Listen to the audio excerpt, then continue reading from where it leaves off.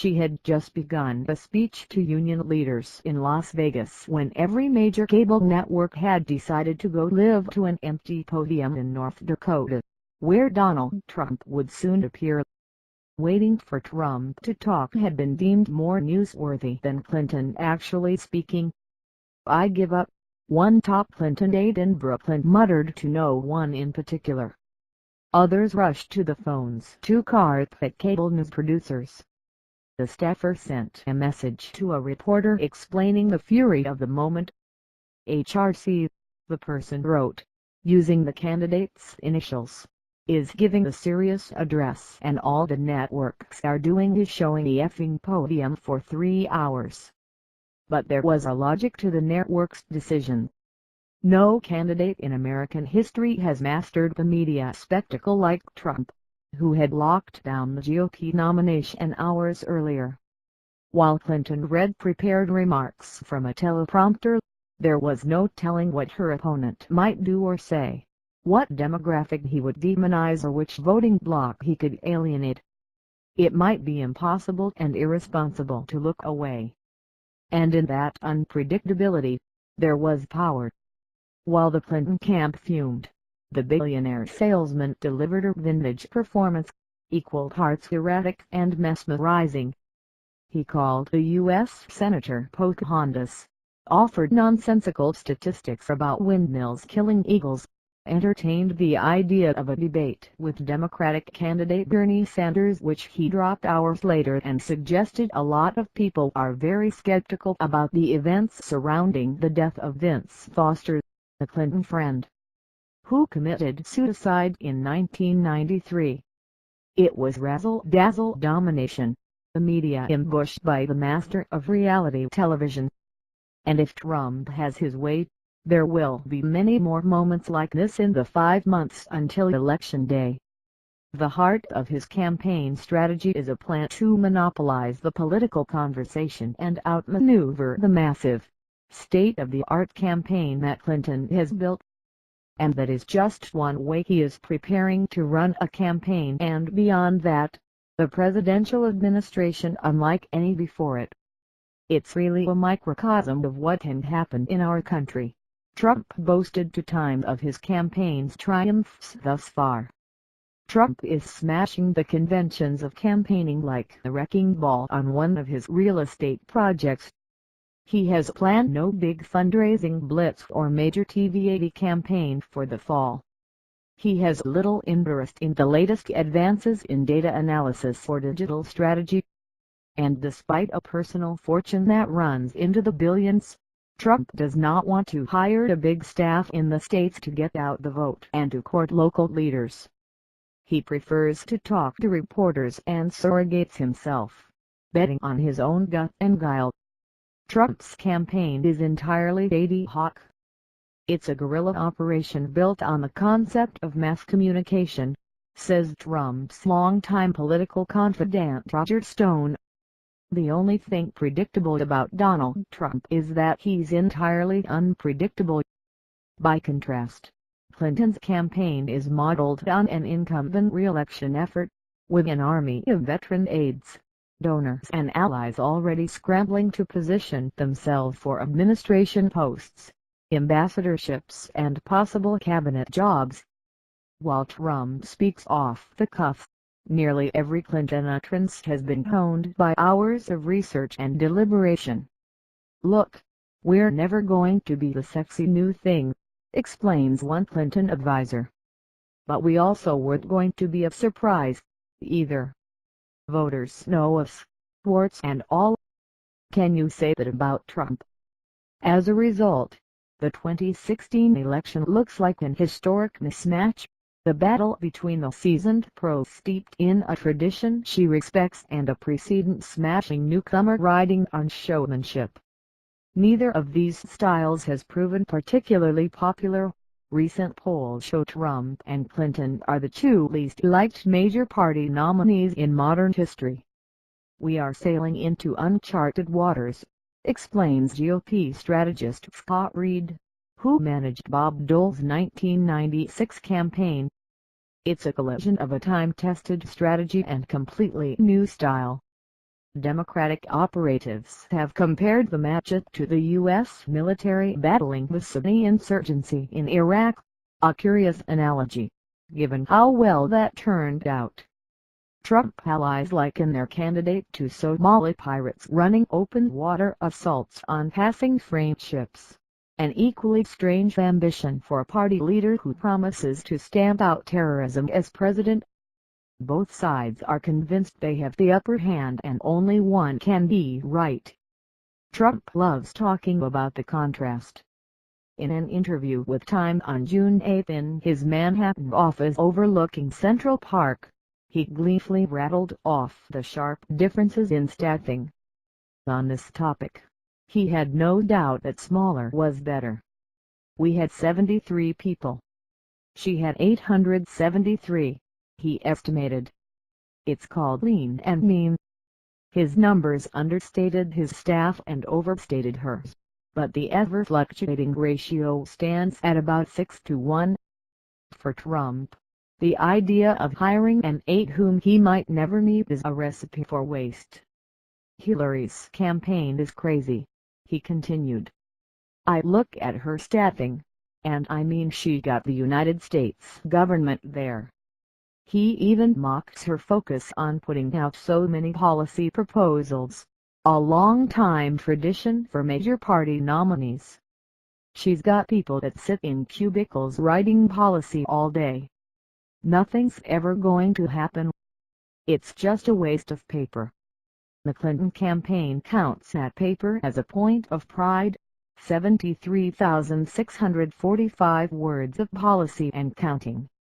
It's an ironic pose for a businessman who built his brand on flaunting size, wealth and charisma. But it's also the pitch that Trump plans to bring to voters in the fall.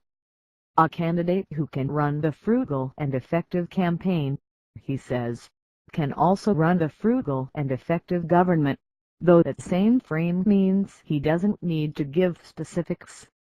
"My voters don't care and the public doesn't care," Trump says. "They know you're going to do a good job once you're there." His theory of the race echoes advice given to salesmen for Trump University, the shuttered seminar program that is now the subject of class action lawsuits. "You don't sell products, benefits or solutions," the school's training manual read. "You sell feelings." 20 stories below Trump's office sits his campaign headquarters, which occupy a few ragtag rooms once used to produce his television show The Apprentice. To campaign manager Corey Lewandowski, the exposed utility pipes, unpainted walls and concrete floors are proof that leanness pays off. "No one thought what we did was possible," Lewandowski marvels, sitting at a desk decorated with a framed photo of the original 6 members of the campaign team. For months, that small group held the campaign together during Trump's stunning ascent. With Mr. Trump, Lewandowski says, you don't need a big team. Trump is putting that proposition to the test. Despite the media deluge, he employs just one communications aide, who has never before worked in politics. He's frustrated GOP officials by refusing to make fundraising calls or woo party power brokers in person.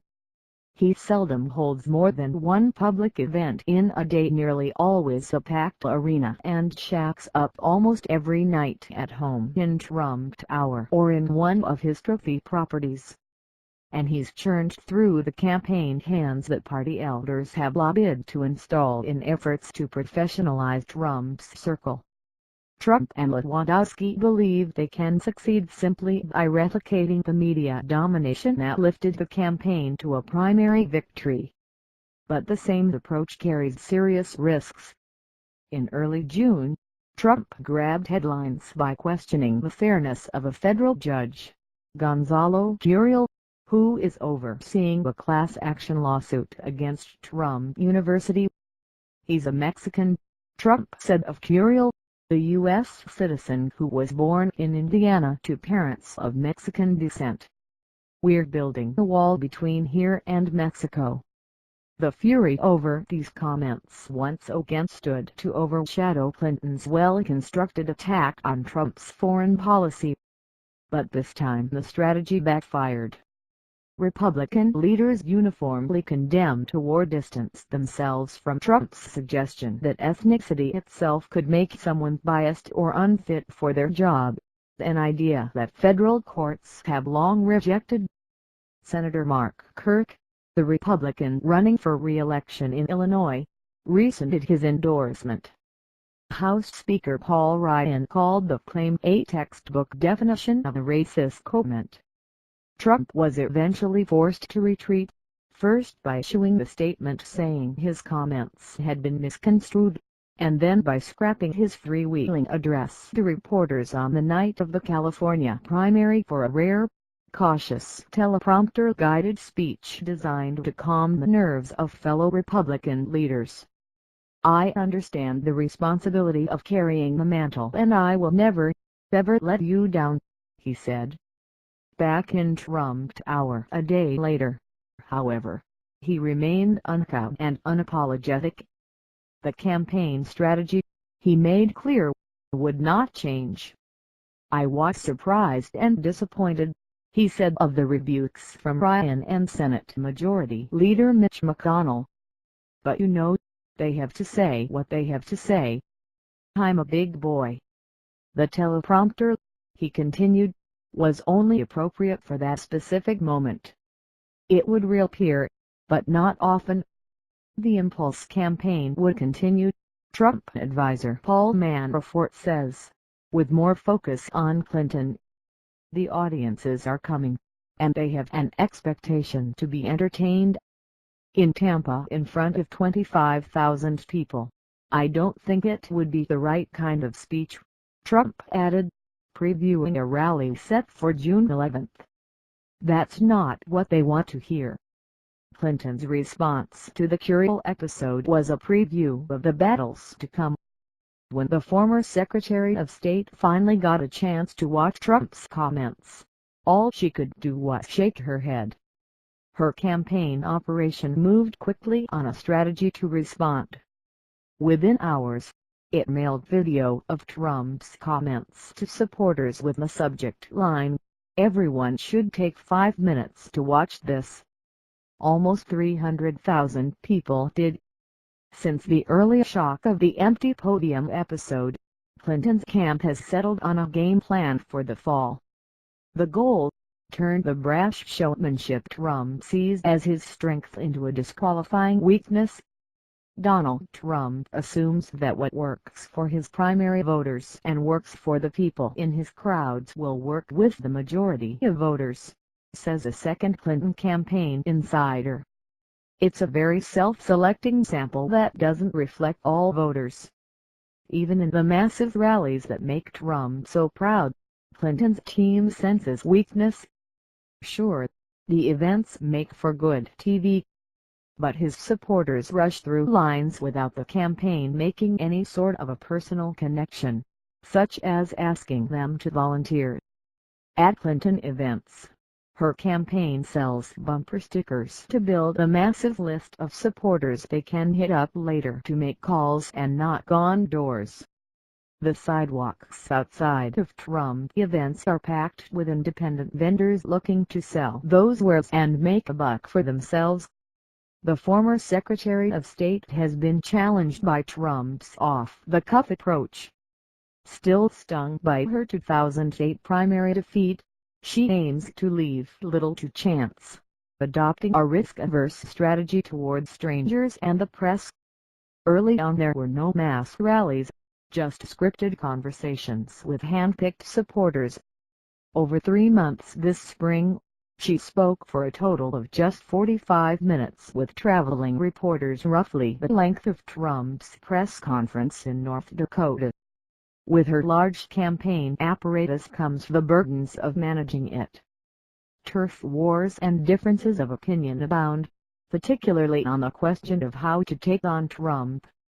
Aides struggled with whether to try to define Trump as a conservative ideologue, a bully or a fraud. The presence of so many seasoned advisers limits mistakes, but some worry it has turned the campaign into a lumbering bureaucracy. "It's like the post office," said one top Obama veteran. "It's a headache for the aides who joined the campaign hoping it would be more like the West Wing than Veep." The contrast in style and strategy will soon appear across swing states. Clinton's biggest super PAC supporter, Priorities USA, has already reserved more than $135 million in ads, including almost $100 million on television. The group is already on the air in 7 battlegrounds: Colorado, Florida, Iowa, Nevada, New Hampshire, Ohio and Virginia, and will stay there through November, all while pumping tens of millions of additional dollars into digital advertising on Facebook, Google Search, Snapchat, Pandora and more. "We're going to be everywhere," says Guy Cecil, the group's chief strategist. "It's really important that we are not just relying on traditional broadcast television, which reaches fewer and fewer people each election cycle." Political strategists say it is unlikely that Trump will escape this onslaught unharmed, even if he continues to grab far more press attention than Clinton. "It's not clear that free media is a substitute," says Lynn Voffreck, a political scientist at UCLA. "The effects of ads are very small, but they will add up. In other words, all exposure is not equally as valuable. That's why a network of pro-Trump groups is now taking root.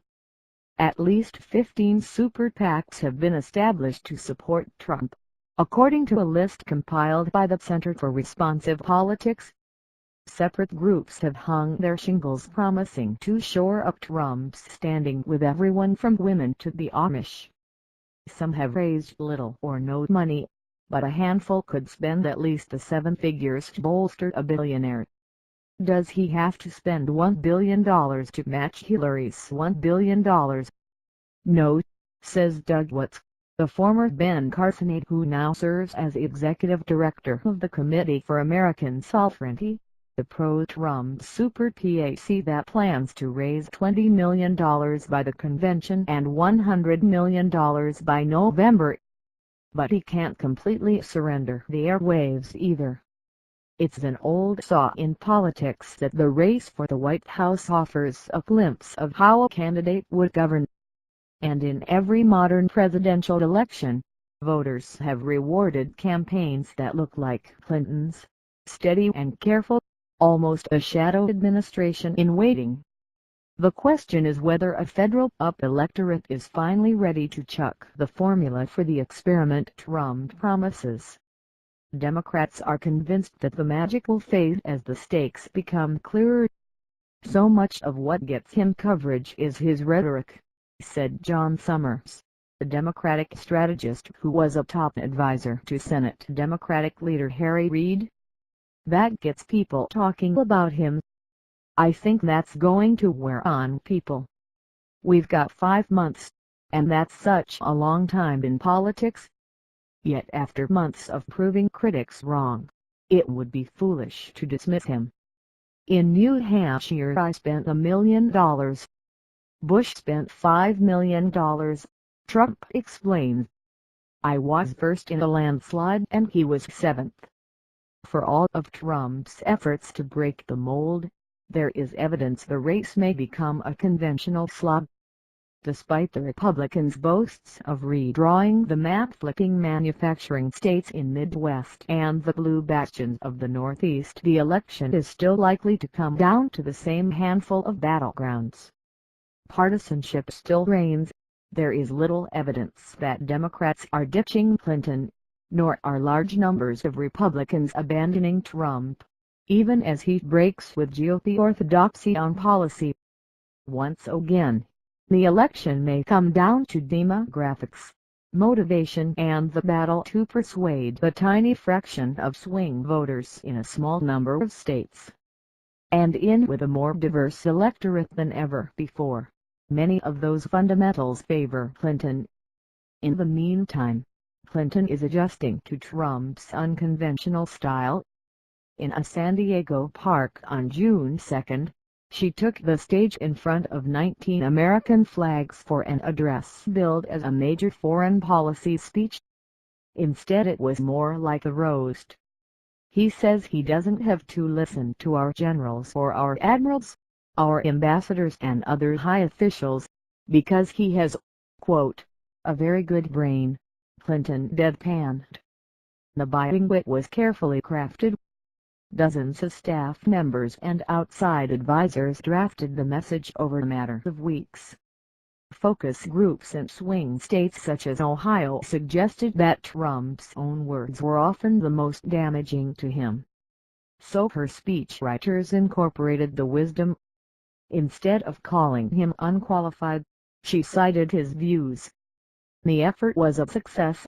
The research paper documenting everything Clinton claimed in the speech turned into one of the most shared items on social media the campaign has produced.